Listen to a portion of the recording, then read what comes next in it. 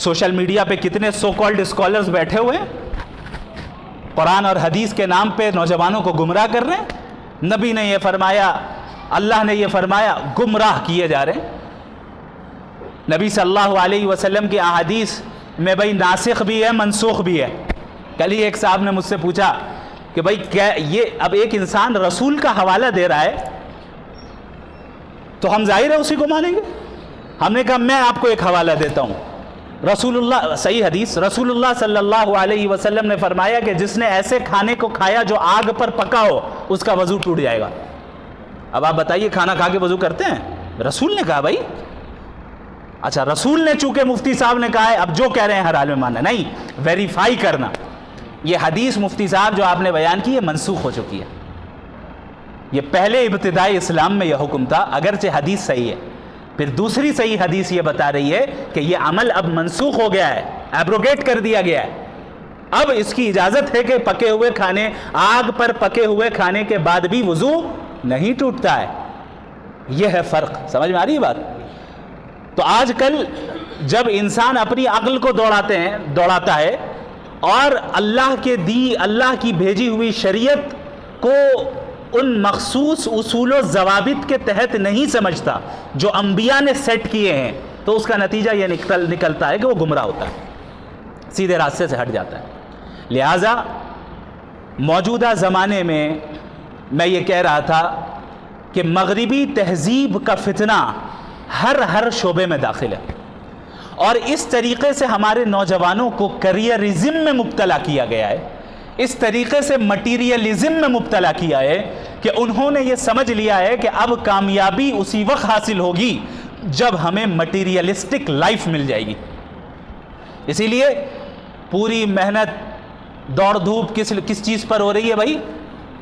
اچھی جاب مل جائے، کریئر سیٹ ہو جائے، اپنا بنگلہ ہو جائے، اپنی گاڑی ہو جائے، اتنے کروڑ روپے سیونگز میں ہو جائے، تب جا کر ہم سکسیسفل ہوں گے۔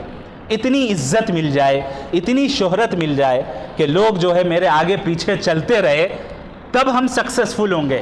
یہ سوچ کس کی تھی معلوم ہے آپ کو؟ آئیے قرآن کریم میں سورۃ الکہف میں اللہ رب العالمین نے صاحب الجنتین کا ذکر فرمایا ہے۔ دو دوست تھے، ان میں سے ایک دوست ایسا تھا جسے اللہ نے 2 بڑے باغات دیے تھے اور بالکل مٹیریلسٹک لائف دی، اعلیٰ ترین لگژریس لائف، جسے ہم کہہ سکتے ہیں لگژری ایٹ اٹس پیک، وہ حاصل تھی اسے۔ اللہ نے پھر اس کی منظر کشی بھی کی کہ ہم نے انہیں 2 باغات انگور کے دیے، پھر اس کے ارد گرد کھجور کے درخت دیے، پھر ان تمام کے درمیان ایک کھیتی دی، پھر ان تمام کے درمیان نہروں کو جاری کر دیا۔ وہ شخص اپنے اس مومن دوست کے سامنے فخر کرتے ہوئے کہتا ہے انا اکثر منک مالا واعز نفرا، سورۃ الکہف، کہ دوست بات ایسی ہے کہ میں تو سکسیسفل آدمی ہوں، کیوں؟ تم سے زیادہ مال ہے، تم سے زیادہ افراد میرے آگے پیچھے گھومتے رہتے ہیں۔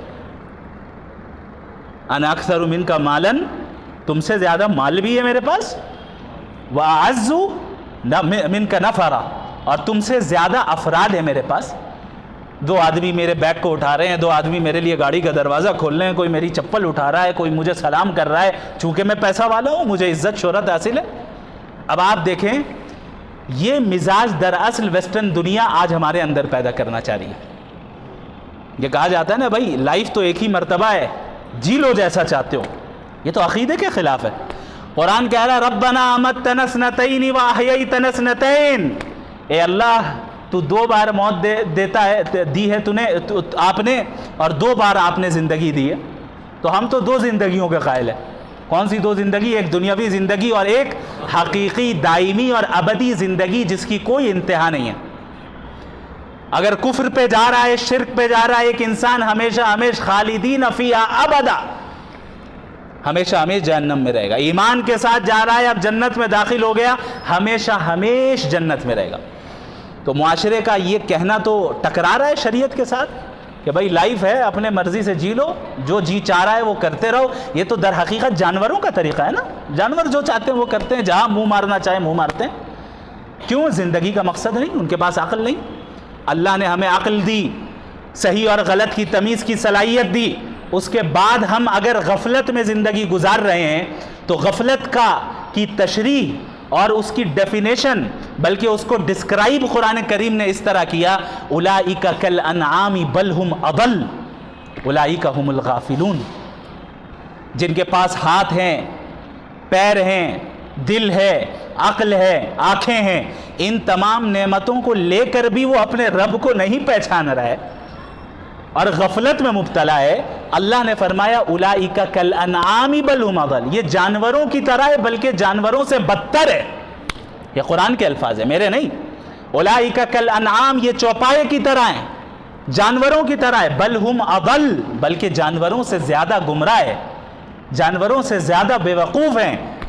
اولئک هم الغافلون، اور غفلت میں مبتلا ہے، غفلت میں مبتلا ہے۔ ایک انسان، عاقل انسان یہ جانتا ہے کہ انبیاء نے در حقیقت کامیابی کا کیا معیار بیان کیا ہے۔ یاد رکھیے میرے نوجوان بھائیوں، پتہ نہیں آپ سے آئندہ کب ملاقات ہوگی یا نہیں ہوگی، اللہ رب العالمین نے کامیابی کا معیار قرآن کریم میں بیان فرمایا ہے۔ کامیابی کا معیار یہ نہیں ہے کہ تم چند پیسوں کو کما لو، یا تمہیں اچھی جاب مل جائے یا اچھی تجارت مل جائے، تم اپنا گھر، اپنا مکان اور عزت و شہرت اور منصب اور عہدہ دنیا میں کما لو اور اسی کے پیچھے ذلیل پھرتے رہو، بلکہ اللہ نے فرما دیا فَمَنْ زُحْزِحَ عَنِ النَّارِ وَأُدْخِلَ الْجَنَّةَ فَقَدْ فَازَ، جو انسان جہنم سے بچا لیا گیا اور جنت میں داخل کر دیا گیا، یہ ہے سکسیسفل پرسن، یہ ہے جس نے سکسیس حاصل کی۔ اب ہو سکتا ہے ایک انسان ایسا ہو جو دنیا میں غربت کا جسے سامنا کرنا پڑو، فقر و فاقے کا سامنا کرنا پڑو، تو اب یہ فقر و فاقہ اور دنیا میں آنے والی آزمائش جنت میں داخل ہونے سے رکاوٹ نہیں بلکہ معاون بنے گی، معاون بنے گی۔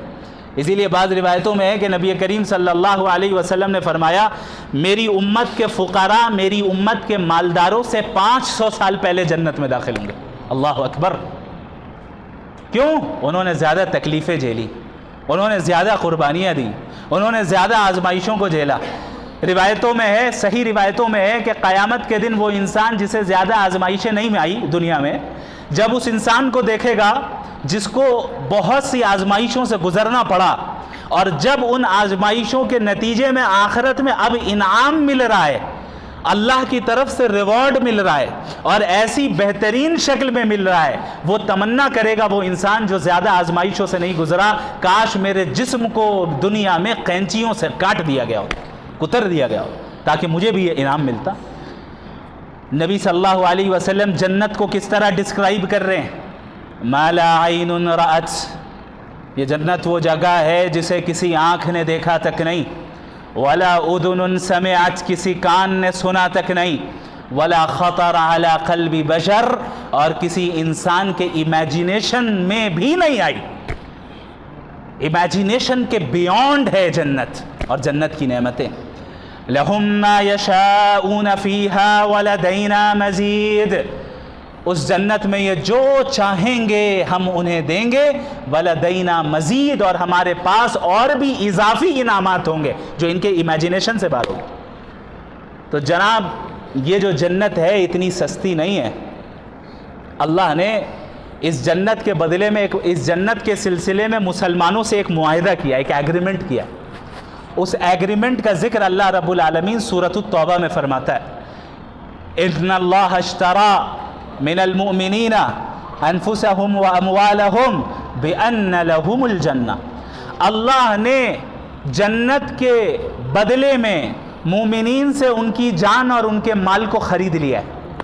حالانکہ جنت دینے والا بھی اللہ ہے، جان دینے والا بھی اللہ ہے، مال دینے والا بھی اللہ ہے، تمام چیزوں کا حقیقی مالک کون ہے؟ اللہ ہے۔ ہم سب ناقص مالک ہیں، وقتی ٹیمپرری مالک ہے۔ اللہ کا تو حق یہ تھا کہ وہ اللہ رب العالمین یہ الفاظ نہ کہتا کہ بھائی مومنین کو جنت کے بدلے میں ان سے یہ خرید لیا ہے۔ یہ تو اس چیز کے بارے میں کہی جاتی ہے جو آپ کی ہماری اپنی ہو، بھائی ہمارے پاس اپنا تو کچھ ہے ہی نہیں، سب اللہ کا دیا ہوا ہے۔